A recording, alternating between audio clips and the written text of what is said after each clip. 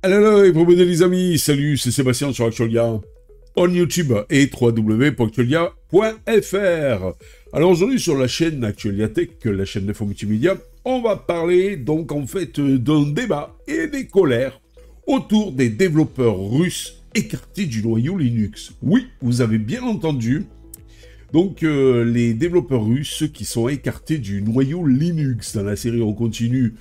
Donc en fait, on sait déjà, nous, l'Europe, écarté du gaz et du pétrole russe qui était beaucoup moins cher que celui qu'on achète maintenant. Et dans la série on continue, donc maintenant c'est le monde de Linux, le monde de l'open source qui se dit, voilà, la communauté open source a récemment été secouée par une décision polémique, l'exclusion de certains développeurs russes du projet Linux, en raison de préoccupations politiques et de sécurité. Cette initiative va déclencher un débat intense dans les cercles technologiques et au sein de la communauté mondiale du logiciel libre. Alors, sécurité, raison politique, je veux bien, sécurité, pourquoi pas, mais j'en suis un peu sceptique, je vois pas les gars en train de mettre donc un virus dans le noyau Linux. Quoique maintenant, de nos jours, on peut s'attendre à tout. Cette mesure, donc, qui aurait pu passer inaperçue dans un contexte moins tendu, est rapidement devenu un sujet de discussion majeur, alimentant la colère et les désaccords entre développeurs et contributeurs du monde entier. Mais que signifie en fait cette décision? Et quelles en sont les implications à long terme pour la communauté Linux? Eh bien, si on reprend le contexte, l'implication des développeurs russes dans le noyau Linux, depuis sa création, le noyau Linux a été développé par une communauté mondiale de développeurs travaillant ensemble, je dis bien ensemble, pour améliorer le système d'exploitation open source. En fait, cette contribution collective permet à Linux de rester l'un des systèmes les plus fiables et sécurisés au monde. Mais cependant, dans un contexte de tension politique croissante, c'est vrai que je ne sais pas si vous avez vu, donc en fait, il y a pas mal de cyberattaques de tous les côtés. Donc, dans cette tension politique croissante, la présence de développeurs russes dans cette communauté devient de plus en plus controversée, notamment dans les pays occidentaux. Le noyau Linux, en particulier, est un élément crucial pour de nombreux systèmes et infrastructures, allant des serveurs d'entreprise aux dispositifs embarqués, en passant par les superordinateurs. En raison de son importance stratégique, les contributions au noyau font régulièrement l'objet d'examens rigoureux. Mais la participation de développeurs originaires de pays soumis à des sanctions internationales, comme la Russie, suscite de nouvelles interrogations. Ça me rappelle un peu cette histoire, le fait qu'à un moment donné, Huawei s'est fait blacklister des États-Unis, parce que, et puis même de l'Europe après, parce que tout simplement, soi-disant, il renvoyait des données donc au gouvernement chinois. Bon, est-ce que c'est vrai, est-ce que c'est pas vrai? Il y en a qui disent que oui, il y en a qui disent que non.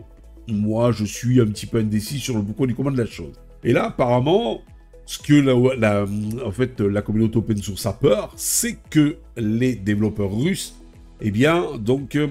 mettre des failles dans la sécurité exprès du noyau Linux pour pouvoir après y pénétrer et éventuellement accéder à des grosses sociétés qui utilisent Linux sur leur serveur. Donc ça serait peut-être un peu catastrophique. Donc la décision controversée, c'est écarter les développeurs russes. La décision de suspendre ou d'exclure certains développeurs russes a été prise dans un climat politique tendu, où les relations entre la Russie et les pays occidentaux, faut dire ce qui est, sont pas au top et sont marqués par des sanctions économiques et des préoccupations sécuritaires. Donc en fait, cette décision repose en partie sur des craintes que certains développeurs puissent être liés à des entités ou agences gouvernementales russes et qu'ils pourraient introduire des vulnérabilités ou des backdoors dans le code, compromettant ainsi la sécurité de projets critiques. Surtout que Linux est utilisé dans énormément de serveurs de grosses sociétés. Vous voyez par là, par exemple, Amazon et même Microsoft. Mais bon, sans aller là, il y a des grosses sociétés commerciales, industrielles qui utilisent Linux aussi. Ce genre de décision n'est pas nouveau dans l'univers de la technologie. Des entreprises et projets open source ont déjà été confrontés à des questions similaires par le passé, en réponse à des pressions politiques et économiques. Cependant, le noyau Linux se distingue par son caractère décentralisé et open source. Des principes qui, pour de nombreux membres de la communauté, ne devraient pas être influencés par des dynamiques géopolitiques. Mais comme donc le monde, c'est pas Alice au pays des merveilles, vaut mieux, comme dirait ma grand-mère, vaut mieux prévenir que guérir. Réaction donc dans la communauté. Il y a des débats, il y a eu des divisions. Cette décision a provoqué des réactions variées au sein de la communauté Linux et open source. Plusieurs développeurs de renom ont exprimé leur mécontentement face à cette mesure, la considérant comme une violation des principes fondamentaux du logiciel libre qui prône la collaboration ouverte et mondiale, indépendamment des frontières politiques. Pour ces critiques, écarter des développeurs en raison de leur nationalité va à l'encontre des idéaux d'inclusion et de transparence qui ont fait la force de Linux. Ils craignent également que cette décision n'ouvre la porte à d'autres exclusions basées sur des critères politiques ou géopolitiques nuisant à la diversité et à l'ouverture de la communauté open source. Bah oui, parce que si on commence à exclure les Russes, parce que, bon, vous comprenez, peut-être ils risquent de compromettre la sécurité, bah on va exclure aussi les Chinois, on va exclure aussi les... Et puis à la fin, quoi? En fait, ils vont se retrouver à 2-3 rigolos. D'un autre côté, certains soutiennent la décision, arguant que la sécurité des projets critiques doit primer sur les idéaux d'inclusion, surtout dans un contexte où des pays peuvent utiliser la technologie pour des activités malveillantes. C'est vrai que je peux être méchant, mais on est dans un monde de plus en plus fou. Un monde de fous. Voilà, et ça fait quand même peur. Voilà, maintenant, il y a une guerre économique, il y a une guerre, je dirais même informatique, technologique, et c'est du gros n'importe quoi. Voilà, je veux dire que je sais pas où veulent aller tous nos dirigeants, mais je pense qu'à force d'élire des dirigeants incompétents, voilà, en plus ça rime, et bien voilà où on en arrive. Ils estiment que, face aux menaces potentielles, des précautions supplémentaires sont nécessaires, même si cela signifie écarter certains développeurs.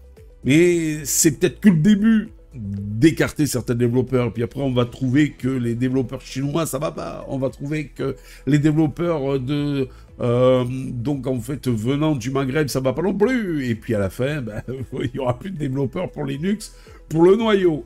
Enjeu éthique et impact sur l'avenir du logiciel libre. Cette décision donc soulève quand même plusieurs questions éthiques et met en lumière les défis auxquels fait face la communauté open source dans un monde de plus en plus fragmenté. L'open source a toujours été un espace où des développeurs de tout horizon peuvent collaborer pour créer des solutions sans entrave géopolitique. Mais alors que les tensions internationales s'accentuent, cette vision est mise à rude épreuve.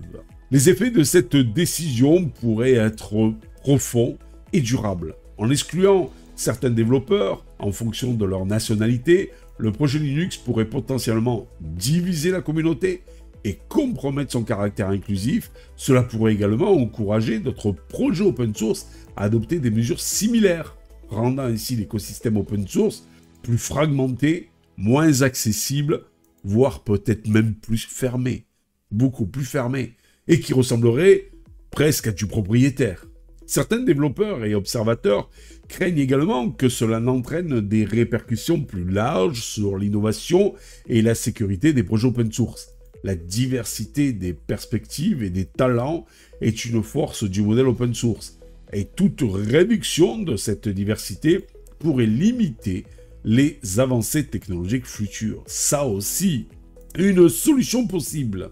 Renforcer la transparence et la sécurité sans exclusion face à ces tensions. Plusieurs membres influents de la communauté open source plaide pour une solution alternative, améliorer les protocoles de sécurité, sans pour autant exclure des contributeurs sur la base de leur nationalité, des audits de sécurité plus rigoureux, une transparence accrue et des vérifications de code pour aider à assurer l'intégrité du noyau Linux sans compromettre l'inclusivité.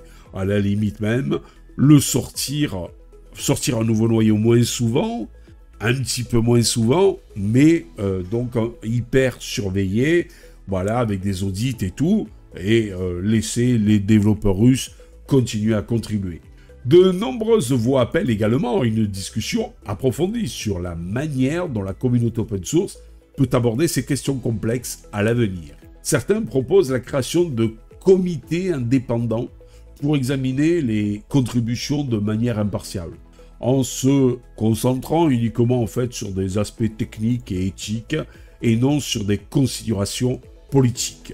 Pour conclure, une communauté en quête d'équilibre, l'exclusion des développeurs russes du noyau Linux reflète une problématique plus large à laquelle est confrontée la communauté open source. Comment concilier sécurité et inclusivité dans un monde marqué par des tensions géopolitiques croissantes? Alors que Linux continue de jouer un rôle crucial dans l'infrastructure technologique mondiale, ces débats ne font que commencer et les décisions prises aujourd'hui pourraient façonner l'avenir de l'open source pour les années à venir. En fin de compte, la communauté Linux devra trouver un équilibre entre sécurité et les valeurs qui ont fait de Linux un pilier du logiciel libre, l'ouverture, la transparence et la collaboration sans frontières.